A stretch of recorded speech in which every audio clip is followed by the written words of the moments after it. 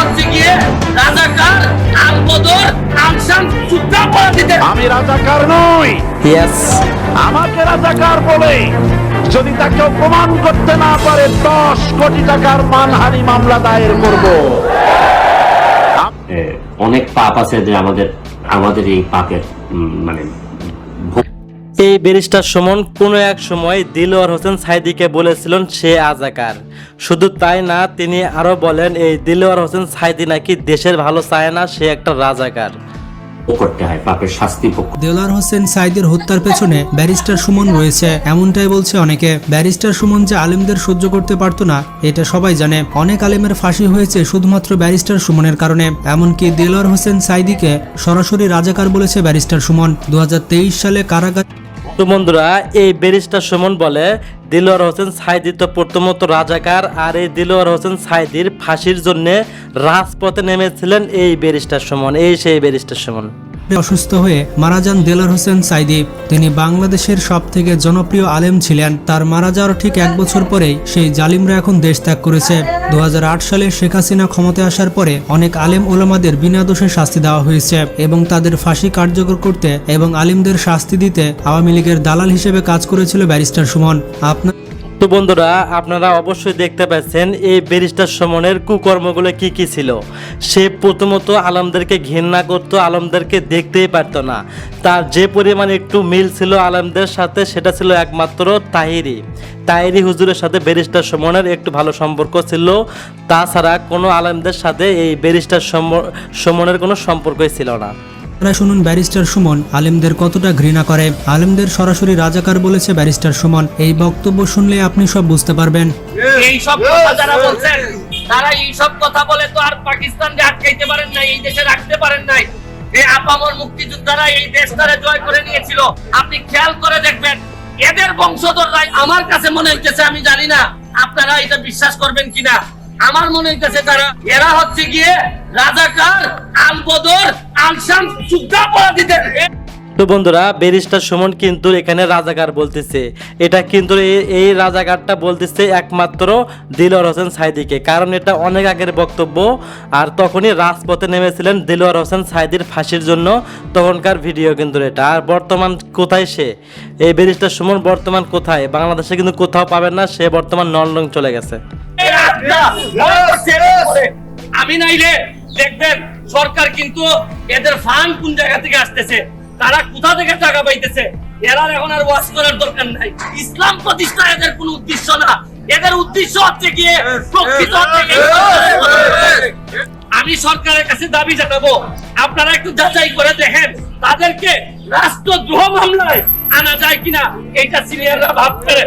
দেখেন ব্যারিস্টার সুমন আলেমদেরকে নিয়ে কি করা মন্তব্য দিচ্ছে। যখন তার শক্তি ছিল, পাওয়ার ছিল, সে আওয়ামী লীগের বড় নেতা পর্যায়ে ছিলেন, তখন সে কি ধরনের কথা বলতো আলেমদেরকে নিয়ে, অবশ্যই আপনারা স্ক্রিনে দেখতেই পাচ্ছেন।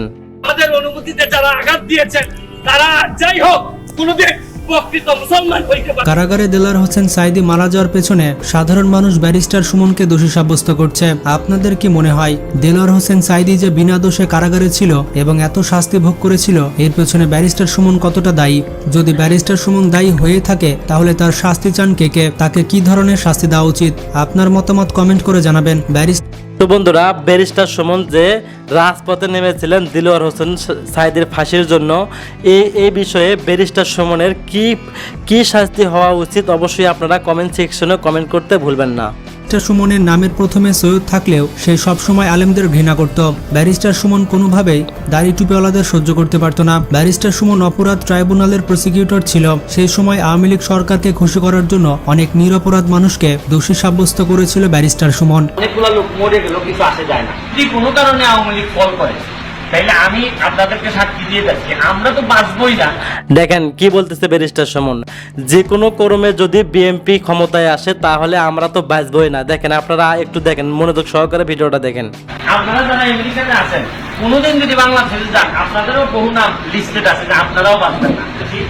উনি যখন ট্রাইব্যুনালে ছিলেন, ওনার সর্বোচ্চ শক্তি দিয়ে ঢাকা ইউনিভার্সিটি থেকে পাশ করা অনেকগুলা শিবিরের অ্যাডভোকেট, যাদেরকে আমরা ঢাকা ইউনিভার্সিটি চিনতেই পারতাম না বা মনে করতাম যে এরা মুক্তিযুদ্ধের সপক্ষের লোক, পরে গিয়ে দেখা গেল ট্রাইব্যুনালে গিয়ে দেখি সাইদি সাহেবের জন্য জীবন দেওয়ার জন্য প্রস্তুত।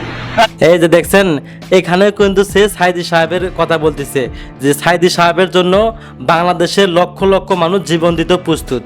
ট্রাইব্যুনালের ভিতরে দেখে আসছে যে এরা জামাত শিবির করতো। আমার বিশ্বাস যে দেখবেন আমাদের এই দেখুন ভাই আশেপাশে, আমাদের আশেপাশে এত লোকজন আছে মনে হবে মুক্তিযুদ্ধের সপক্ষের, কিন্তু দেখবেন কখন যে পকেট থেকে চুরি বের করে আপনার গলায় লাগাইবো এটা বোঝার কোনো কায়দাই নেই। এবং এদেরকে আমি যতটুকু চিনছি এরা হাইলি কমিটেড, হাইলি মোটিভেটেড, এবং এরাই এখন কিন্তু ওই জঙ্গিবাদ যারা আপনারা বলতেছেন টু সাম এক্সটেন্ট এদের টাকায় ব্যবহৃত হইতেছে। আমার ব্যক্তিগত পুরা বিশ্বাস। আপনি কি মনে করেন যে মীর কাসেম আলীরে আমরা যে ফাঁসির ব্যবস্থা করতেছি, এই যে দেখেন আবারও কিন্তু বলতেছে মীর কাসেম আলীর যে আমরা ফাঁসির ব্যবস্থা করতেছি, দেখছেন আপনারা কিন্তু ক্লিয়ার শুনতে পাচ্ছেন উনি কি বলে, অবশ্যই মনোযোগ সহকারে শুনবেন। 30 তারিখে তার শুনানি হবে, তারই 100 কোটি 200 কোটি 500 কোটি টাকা যাচ্ছে কই? আপনি কি মনে করেন এগুলা সে অন্তত যাওয়ার আগে আমাদের বিরুদ্ধে ব্যবহার করে যাবে না? এটা 100% থাকে না, এটা ব্যবহার করতেছে আমাদের বিরুদ্ধে, আমাদের লোকগুলারে নষ্ট করতেছে। এদের মেইন কাজই হচ্ছে কি আমাদের ইমানদারদেরকে নষ্ট করা। 2013 সালে এতদিন আপনারা যারা দেখছেন বা শুনছেন ব্যারিস্টার সুমন খুবই ভালো মানুষ, খুবই ভালো চরিত্রবান। সে একদম তার সিলেটি ভাষায় কথা বলে মানুষের মন কেড়ে নিয়েছে। আসলে তার ভেতরে ওই রকম কিছু ছিল না, তার ভেতরে ছিল মুনাফিক, যার কারণে সে তার শাস্তি কিন্তু এখন হারে হারে পাচ্ছে এই ব্যারিস্টার সুমন। তার ইচ্ছা ছিল বাংলার মাটিতে মরে মৃত্যুবরণ করবে, কিন্তু সে পারবে না। সে আমেরিকায় গেছে, সে বাংলাদেশে আর কখনো আসতে পারবে না। আসতে পারলেও অনেক দেরি আছে, আর বাংলাদেশে আসলেই সে অ্যারেস্ট হয়ে যাবে। 14 ফেব্রুয়ারি মাওলানা দেলার হোসেন সাইদিকে ফাঁসির রায় দেওয়া হয়। সে সময় দেলার হোসেন সাইদি আদালতকে উদ্দেশ্য করে বলেছিল, আপনারা নিজেদের শপথের উপরে দায়বদ্ধ থেকে বিচার করতে পারেননি। তবে পরবর্তীতে সারা দেশে আন্দোলন ও প্রতিবাদ করা হয়। এ কারণে 2014 সালে ফাঁসির রায় পরিবর্তন করে যাবজ্জীবন কারাদণ্ড দেয় আওয়ামী লীগ সরকার। মৃত্যুর আগের দিন পর্যন্ত কারাগারে ছিলেন মাওলানা দেলার হোসেন সাইদি। তবে সাইদি অসুস্থতার কারণে মারা গিয়েছিলেন নাকি তাকে জেলের মধ্যে হত্যা করা হয়েছিল সেটা এখনো পরিষ্কার নয়। অনেকেই বলে থাকে জেলের মধ্যে সাইদি সাহেবকে হত্যা করা হয়েছে। অবশ্য আওয়ামী লীগ সরকারের যত কুকীর্তি উঠে আসছে তাতে এটা অস্বাভাবিক নয় যে তারা দেলার হোসেন সাইদি। তো বন্ধুরা, বর্তমানে আমরা যে আয়না ঘর সম্পর্কে শুনতেছি বা জানতেছি, এখানে কিন্তু দিন দুপুরে মানুষকে মেরে ফেলা হতো। এমন কিছু নয় তো আবার এই দিলওয়ার হোসেন সাইদিকে মেরে ফেলা হয়নি, এমন কিছু না। এটা সিম্পল এবং হতেই পারে জেলে মেরে ফেলেছে। তবে বেশিরভাগ মানুষ মনে করছে দেলার হোসেন সাইদির মারা যাওয়ার পেছনে ব্যারিস্টার সুমনেরই হাত রয়েছে। এমনকি সাংবাদিক ইলিয়াস হোসেনও এই কথাই বলেন। অবশ্যই বাংলাদেশে আমরা এই ধরনের একটা ট্রাইব্যুনাল তৈরি হোক, যারা যুদ্ধাপরাধের সাথে জড়িত ছিল, যারা মুক্তিযুদ্ধের বিরোধিতা করেছে তাদের বিচার হোক, আমাদের কোনো সমস্যা নেই।